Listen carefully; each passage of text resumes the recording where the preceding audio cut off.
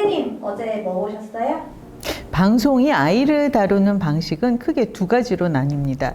사랑스럽고 귀엽고 예쁜 아이를 보여주거나 아니면 아이의 문제 행동에 집중하거나. 사랑스러운 아이는 주로 육아 예능 프로그램에 나오죠. 그리고 아이의 문제 행동을 다루는 프로그램은 솔루션 프로그램이고요. 물론 육아 예능에서도 간간히 아이 행동 교정에 나서기도 합니다. 그런데 아이를 키워보신 분들은 경험을 통해서 아실 거예요.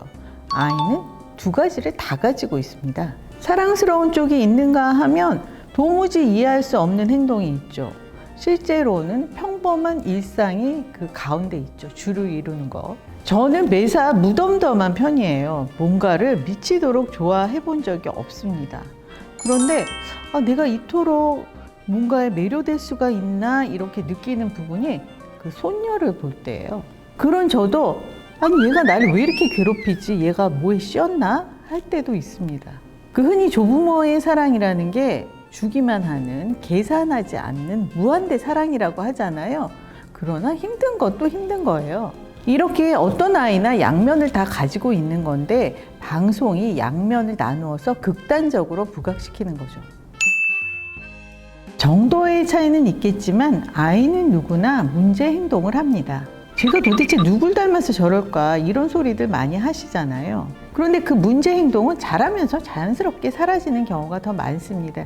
제 아이를 봐도 그렇고 제 주변 아이들을 봐도 그렇고, 물론 선천적인 질환, 신경계 질환에 의한 문제는 또 다르겠죠. 예외일 것이고요. 그런데 아이의 행동 교정 문제를 주제로 하는 프로그램을 보면 시간 내내 문제 행동만을 집중해서 보여주잖아요. 이게 과연 옳은 일일까요? 제가 SBS 우리 아이가 달라졌어요를 빼놓지 않고 봤었는데 그게 제 아이들이 다 큰 후였어요. 아이들 어렸을 때 저런 훈육 방법을 알고 있었다면 훨씬 수월하게 잘 키웠을 텐데 하면서 못내 아쉬워하면서 자책하면서 봤죠.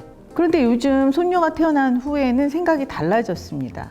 지금은 방송에 한번 나오면 영상이 남는 세상이잖아요. 한번 공개되면 언제까지 따라다닐지 알 수 없습니다. 금쪽 같은 내 새끼의 경우 스튜디오에서는 금쪽이라고 칭하지만 관찰 영상 안에서는 오디오로 아이의 이름이 들리고 가정 환경, 가족 관계 같은 것이 고스란히 다 노출됩니다. 나중에 아이가 성장해서 자신의 문제 행동이 담긴 영상을 보면서 어떤 생각을 할까요? 보면서 사람들이 혀를 절로 차게 만드는 장면들이 수두룩한데요. 그래서 이번 주제에서는 자료 사진을 쓰지 않고 그 문제 행동을 한 아동을 예로 들지도 않으려고 합니다. 왜냐하면 저는 제 손녀가 만약 문제 행동을 하더라도 그걸 만천하의 영상을 통해서 알리고 싶지는 않거든요. 제가 이전에 우리 아이가 달라졌어요를 통해서 교육 방법을 많이 배웠지만 지금 생각하면 그 영상 속 아이들에게 참 미안한 마음이 드는 거예요. 반려견 문제 행동 교정 프로그램 KBS 개는 훌륭하다도 그렇고 금쪽 같은 내 새끼 같은 그 아동 대상 프로그램도 그렇고 왜 굳이 견주나 부모가 방송에 출연했을까 의아할 때가 있으시죠. 개인적으로 상담을 하면 되잖아요. 그런데 알고 보니까 그 상담 비용이 상당하더라고요. 1회 상담 비용이 수십만 원, 대략 50만 원 이상이었어요. 그 분당으로 상담 시간을 계산하는 예도 있고 그리고 예약하기가 하늘의 별 따기라고 합니다. 설마 TV나 컴퓨터처럼 한 번 수리해서 뚝딱 고쳐질 리도 없겠죠. 뿐만 아니라 낯선 사람, 이게 카리스마 넘치는 사람에게는 이 짐승이든 사람이든 본능적으로 굴복하는 성향이 있어서 그 상담할 당시에는 잘 통하지만 나중에 이제 부모들이 그 방법을 쓰려면 잘 통하지 않는 그런 경우들도 있다고 하더라고요. 병은 널리 알리라고 했지만 아이의 문제 행동의 경우 이렇게 영상을 통해서 만천하에 알리는 것이 옳은 일인지 저는 잘 판단이 안 섭니다. 아까 방송에 나온 케이스를 예로 들지 않겠다라고 말씀드렸으니까 제 경험을 예로 들어볼게요. 제가 어릴 때 4, 5살 즈음에 사촌 오빠와 잘 어울려 놀았대요. 오빠가 1살 위였거든요. 그런데 둘이서 그렇게 일을 많이 저질렀다는 거예요. 한 번은 옛날 집은 그 나무 문살에 창호지를 바른 그런 방문이잖아요. 그런데 둘이 어떻게 했는지 그 방문 창호지에 불이 붙었다고 합니다.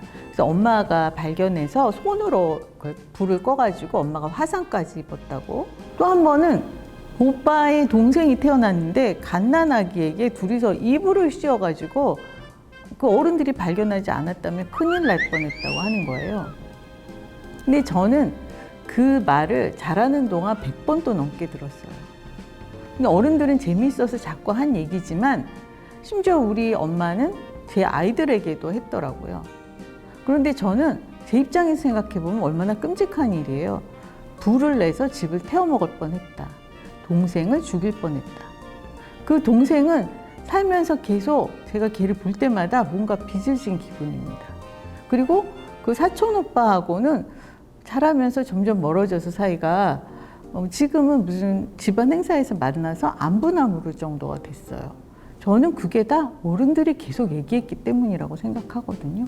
이렇게 집안에서 구전되는 것도 지긋지긋한데 그 문제 행동이 담긴 동영상을 만천하 사람들이 다 본다고 생각해 보세요. 이게 기분이 어떨까요?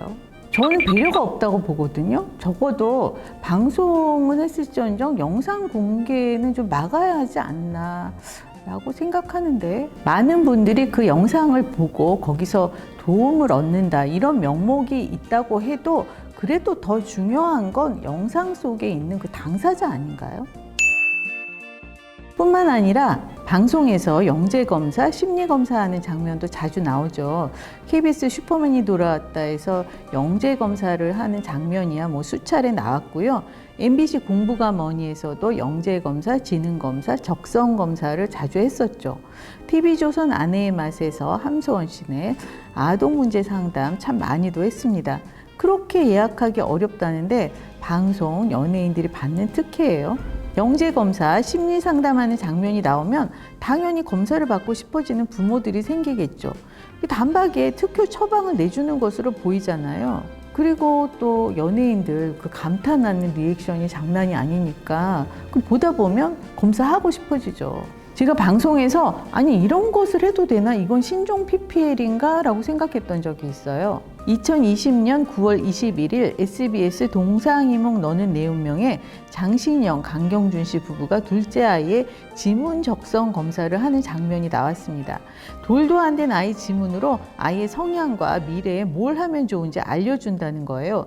제가 그 장면을 보다가 의아했던 것이 MBC 시사고발 프로그램 불만제로에서 이 지문 적성 검사의 실태를 파헤쳤던 적이 있는데 석연치 않은 결과였다고 제가 기억하거든요. 그래서 그새 과학적으로 인정을 받았나, 입증이 되었나 찾아봤어요. 검색을 해봤더니 나오는 글의 태반이 광고 글이더라고요.